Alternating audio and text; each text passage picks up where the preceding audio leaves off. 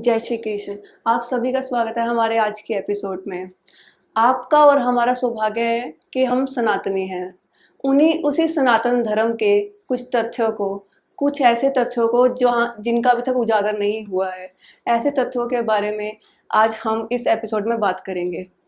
इस वीडियो को एंड तक पूरा देखिएगा अगर आप जानना चाहते हैं हमारे सनातन धर्म के बारे में और गहराई से।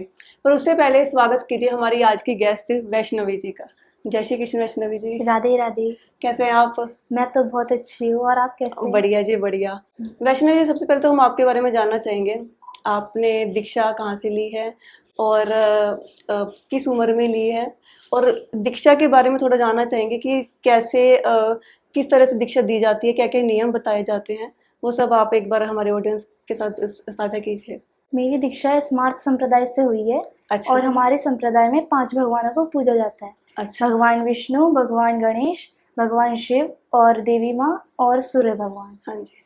तो वहाँ से हमारी दीक्षा हुई है और हम शंकराचार्य जी के अनुयायी हैं। अच्छा जी। जी ठीक हाँ। है।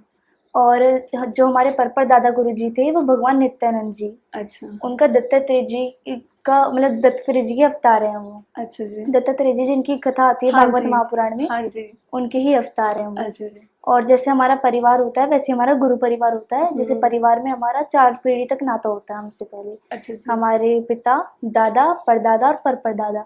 ऐसे गुरु परिवार में होता है हमारे गुरुजी, हाँ, दादा गुरुजी, परदादा गुरुजी, हाँ, परदादा हाँ गुरुजी। जी। तो हमारे गुरुजी का नाम है हरिओम पारासर, और हमारे दादा गुरुजी का नाम है स्वामी गोपाल जी महाराज। हाँ जी। और दादा गुरुजी का नाम, परदादा गुरुजी का नाम है करुणानंद महाराज जी, और परदादा गुरुजी का भगवान नित्यानंद भगवान।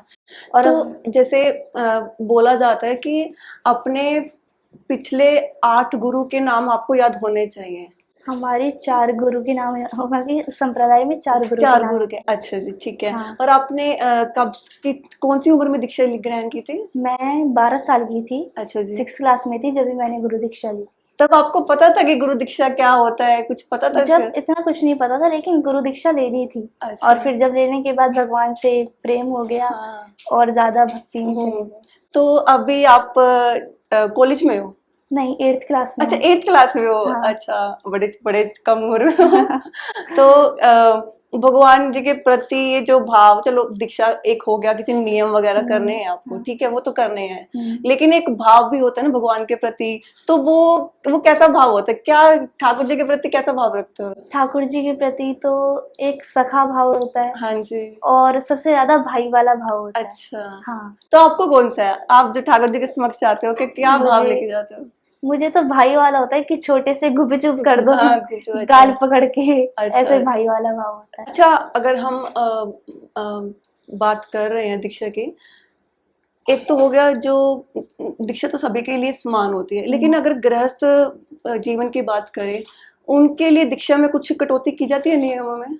कि जैसे कोई गृहस्थ में है तो वो जैसे अपनी सेवा करते हैं, जैसे अपना ख्याल रखते हैं, वैसे भगवान का रख सकते हैं। अच्छा जी। जैसे खुद नहाते हैं तो वैसे भगवान को नहलाएं। हाँ और जो सारे नियम होते हैं पूरी जी। विधि विधान से, अच्छा वो संतों और महंतों के लिए ही होते हैं। ठीक है जी। और जो होते हैं गृहस्थ, उन्हें राजयोग विधान बताए अच्छा। भगवान के लिए। तो जैसे अपना ख्याल रखते हैं वैसे भगवान का ख्याल रखिए। अच्छा, ठीक है जी। तो उसमें माला वगैरह भी बताई गई होगी, हाँ। कितनी करनी होती है? माला आप कितनी भी कर सकते हैं। 1 माला करिए, 3 माला करिए, 5 माला करिए। हाँ जी। बहुत सा आपने देखा होगा कि रात के 11 बज गए लेकिन 16 माला नहीं हुई। हाँ। तो वो मतलब इस काम में लगे हैं कि 16 माला हो जाए, लेकिन उनका पूरा ध्यान नहीं कि माला हो रही है ढंग से नहीं हो रही है। बिल्कुल। ऐसे हमारी भरी 1 माला करें या 3 माला करें, बस आप श्रद्धा से करिए, ध्यान से करिए। मतलब कि ऐसा नहीं होना चाहिए कि माला चल रही है और ध्यान कहीं और हो। हाँ, जल्दी जल्दी। हाँ जी।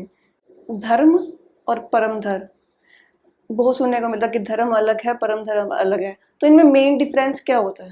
धर्म वो होता है जो हम अपने लिए काम करते हैं, अपने परिवार वालों के लिए काम करते हैं। अच्छा। जैसे अपना पेट भरने के लिए, अपना परिवार वालों के लिए। अच्छा। लेकिन हम पूरे दिन काम कर रहे हैं और हम रात को, हमें भूख लग रही है, हमारे सामने थाली रखी है और उसी वक्त कोई संत आ जाए, कोई गरीब आ जाए, कोई भिक्षुक आ जाए, हाँ जी। तो हम अपनी थाली का भोजन उसे दे दे तो वो होता है परम धर्म। अच्छा। जो परम धर्म वाला व्यक्ति होता है, अगर उसे उस सामने उसके एक गिलास रखा है पानी का और उसे थोड़ी सी प्यास लगी है, तो वो हाँ थोड़ा सा ही पानी पिएगा और आकर के पिएगा, हाँ कि जी। ऊपर से करके पिएगा हाँ कि जी, जो बचा बिल्कुल। कुचा पानी है वो और कोई पी लेगा। हम्म। ये परम धर्म वाले व्यक्ति की पहचान होती है। पहचान होती। आजकल सोशल मीडिया पे हर कोई, वैसे कोविड के बाद ज्यादा हुआ है, हर कोई अपने आप को एक हिंदू दिखाने में, साबित करने में लगा है।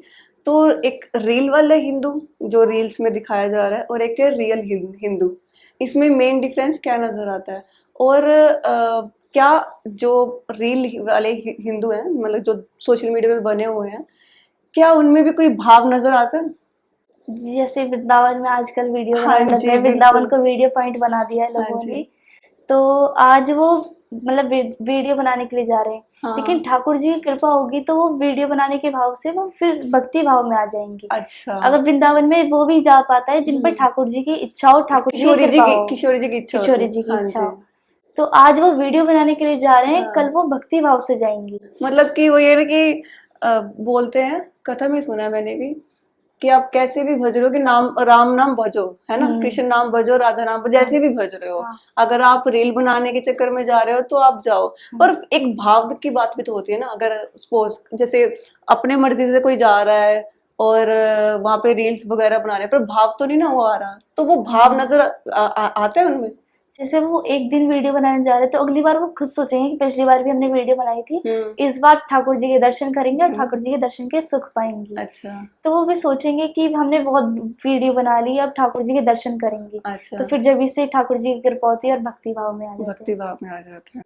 अगर हम वैष्णव की बात करें, और वो धार्मिक, वैष्णव ओब्वियसली वो धार्मिक ही होते हैं, तभी उन्हें वैष्णव बोला जाता है।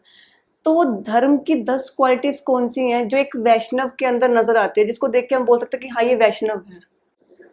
पहले तो सत्य, हाँ जी। सच्चाई और ईमानदारी, हाँ जी। दया, दया सब पर करुणा करना, हाँ जी। और अहिंसा, सभी प्राणियों के प्रति अहिंसा होनी चाहिए। मतलब कि सभी जीवों को जैसे एक हाँ। समान समझना, सिर्फ हाँ। खाली मनुष्यों को वगैरह को नहीं। जी। हाँ जी। हाँ जी। और श्रद्धा, गुरु और भगवान के प्रति श्रद्धा होनी चाहिए। हाँ जी। और सेवा भाव होना चाहिए सबके अच्छा। लिए। हाँ जी। और क्षमा, की किसी भी प्राणी को क्षमा कर दे हाँ जी, ठीक कोई है। भी गलती हो तो। हाँ जी। हाँ जी। समर्पण, अपने आप को भगवान के प्रति समर्पण कर देना। और सात्विकता, हाँ। आहार और विचार, जब हमारा आहार सात्विक होगा तो हाँ हमारा जी, विचार विचार भी सात्विक होगा। जी।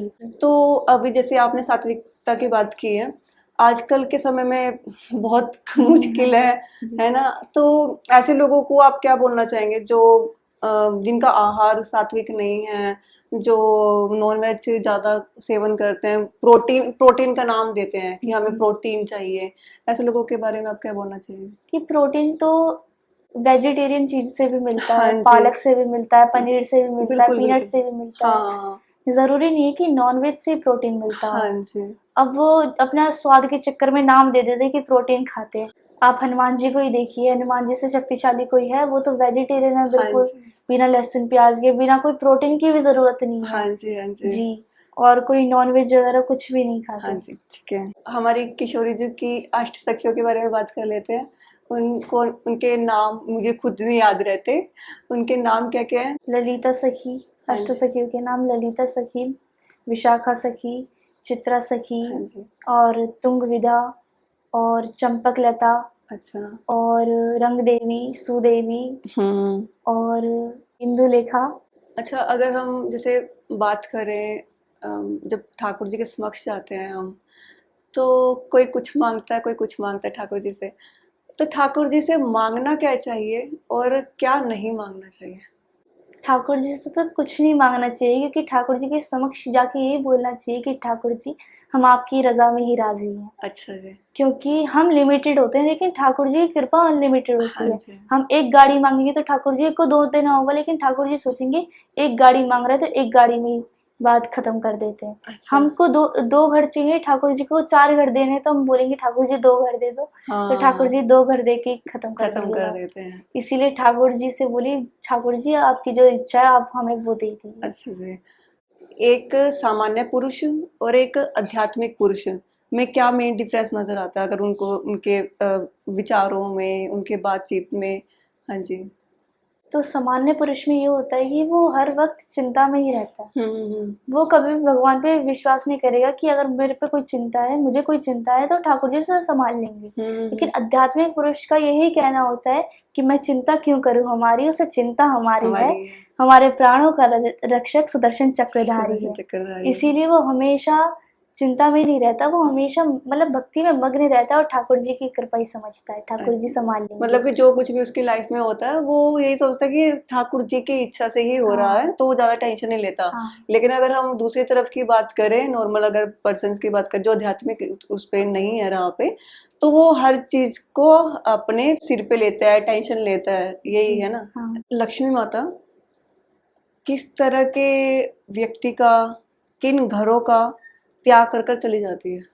अक्सर हम क्या करते हैं कि लक्ष्मी जी को अकेले बुलाना चाहते हैं, लेकिन लक्ष्मी जी से बोलिए, लक्ष्मी जी अगर आप आइएगा तो आप नारायण जी के साथ आइए। क्योंकि हम भी जानते हैं कि ठाकुर जी के बिना जैसे शिव जी अधूरी हैं, वैसे नारायण जी के बिना आप अधूरे हैं, और आपके बिना नारायण जी अधूरे हैं। अगर लक्ष्मी जी अकेले आती हैं तो लक्ष्मी जी का वाहन है उल्लू, तो वो जब आती हैं अकेले तो उल्लू को छोड़ जाती हैं और खुद चली जाती हैं। और तो नहीं, पर मेरा क्वेश्चन ये है कि किस तरह के व्यक्ति का, मतलब कि कैसा व्यक्ति है, कैसे घर का, जहाँ पे लक्ष्मी जी रहना चाहती ही नहीं है?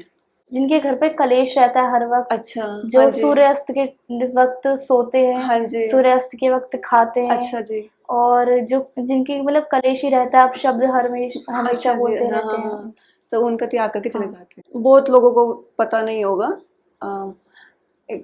कोई किस तरह से करता है, कोई किस तरह से करता है। एक सही तरीका माला जपने का क्या होना चाहिए? और अगर वैसे तो मुझे पूछ लेनी चाहिए, लोग अपनी आपकी इच्छा आप बताना चाहते नहीं, आप कितनी माला करते हो दिन में? माला जाप करते हुए इस वाली उंगली का और इस वाली उंगली का इस्तेमाल नहीं करते हैं। अच्छा। और जो ये हमारी थर्ड फिंगर होती है और हमारी जो अंगूठा होता है, इससे पकड़ के माला जाप करते हैं। और जो ये मिडिल फिंगर होती है सेकंड नंबर की, उससे हम माला जाप करते हैं, उससे आगे आगे बढ़ाते हैं। अच्छा। और जब सुमेरु आ जाता है तो सुमेरु को लांघना नहीं है। अच्छा। मतलब कि लांघना नहीं है, तो हम सुमेरु को पकड़ के जहाँ पर माला खत्म हुई थी, जैसे यहाँ से स्टार्ट हुई है, यहाँ पर खत्म हो गई है, तो जहाँ पर खत्म हुई है उस सुमेरु को पकड़कर वहीं से ही स्टार्ट करना है, उसको लांघना नहीं है, लांघना नहीं है। अभी जैसे अभी आपने माला बताया, तो आधे मैंने देखा है कई बार ना, लोग अपने फिंगर्स पे फिंगर्स पे माला नाम जपते हैं, तो ये भी कर सकते हैं ना हम? हाँ, ये भी कर सकते हैं। हाँ। जैसे जब आप घर में हो आप माला जाप कर लीजिए। लेकिन आप कहीं बाहर हो, आपके पास माला नहीं है, तो आप हाथ पे भी काउंट कर सकते हैं। आप ऐसे ही राधा राधा जो आपका गुरु मंत्र है या जो भी आप नाम जप करते हैं वो नाम जप कर सकते हैं, वो भी गिना जाएगा। मतलब हमने बात की है कि भगवान के साथ संबंध होना चाहिए, चाहे आपका सखा संबंध हो, चाहे आपका प्रियतम का संबंध हो, चाहे आपका गुरु का संबंध हो, जो भी आप इच्छा रखते हैं। लेकिन संबंध जोड़ना कैसे चाहिए? मतलब कि ठाकुर जी के साथ क्या भाव रखना चाहिए संबंध में, और क्या क्या करना चाहिए, मतलब क्या क्या कर सकते हैं हम?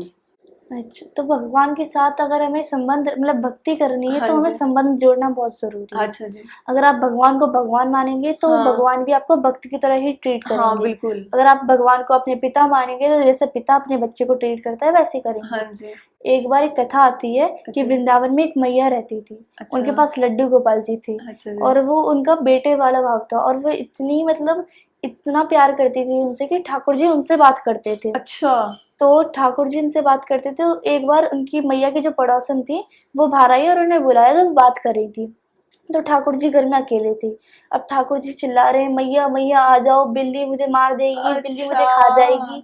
लेकिन वो मैया आई नहीं वापस। तो मैया ने सुना नहीं, और जब मैया वापस आई तो ठाकुर जी ने बोला कि ठाकुर जी मैया मैं तो आपको बुला रहा था, आप आई क्यों नहीं?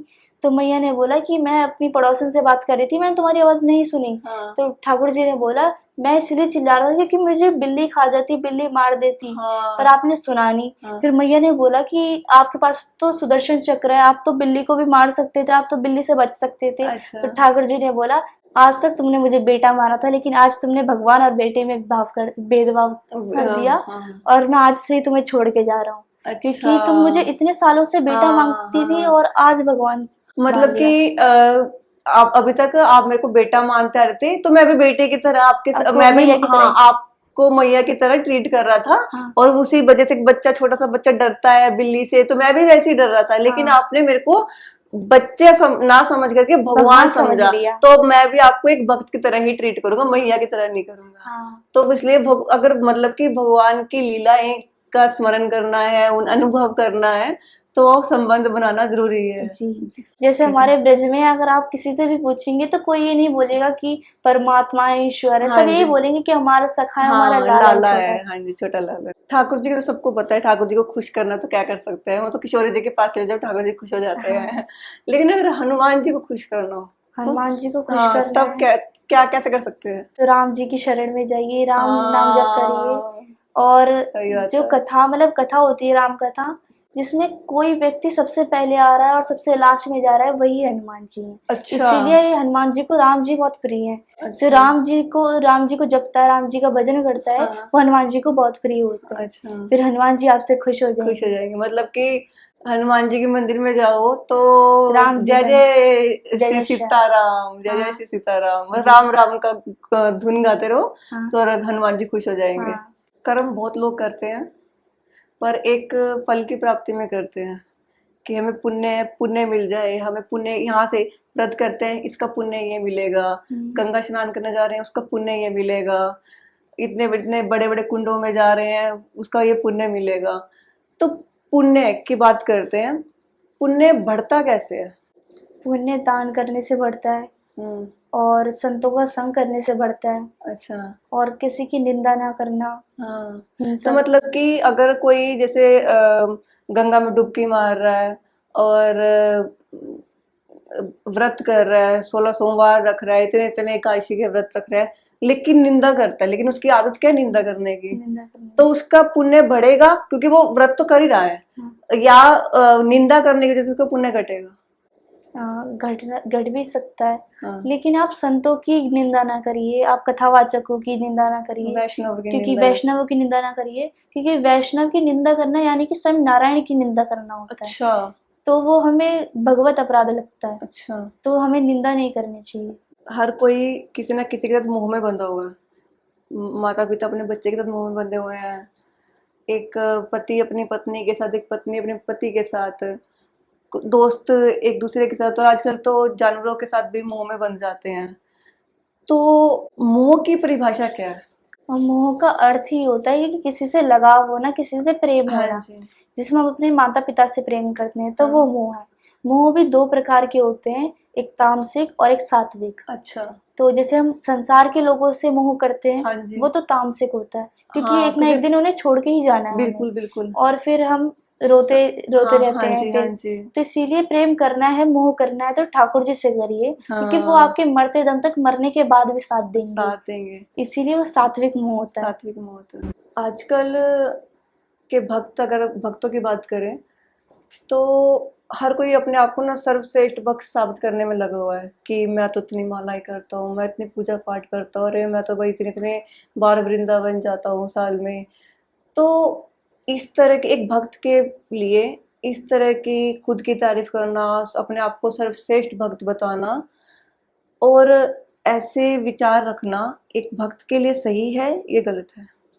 आ, हमारी जो बड़ाई करने से, जैसे हम बड़ाई करते हैं कि हम इतनी माला जाप करते हैं, इतनी माला जाप करते हैं, इतनी बार वृंदावन जाते हैं, तो उससे हमारा जो तप करा है, हमारा जो हमने भजन करा है, वो नष्ट होता है। अच्छा। यहाँ तक कि जितना हम भजन करते हैं ना, हमें हाँ। गुरुजी को भी नहीं बताना चाहिए, क्योंकि तो वो अच्छा। गुरुदेव हैं, वो तो जानते हैं। हाँ जी। और गुरुदेव हमारे, तो मतलब हमारे जो पर दादा गुरुदेव थे, उनके एक शिष्य थे पंडित जी। अच्छा जी। तो उन्होंने बोला कि गुरुदेव, मैं तो मतलब ऐसे भजन कर लेता हूँ। तो गुरुदेव ने, दादा गुरुदेव ने, परदादा गुरुदेव ने बोला कि नहीं, हाँ। बताना नहीं है।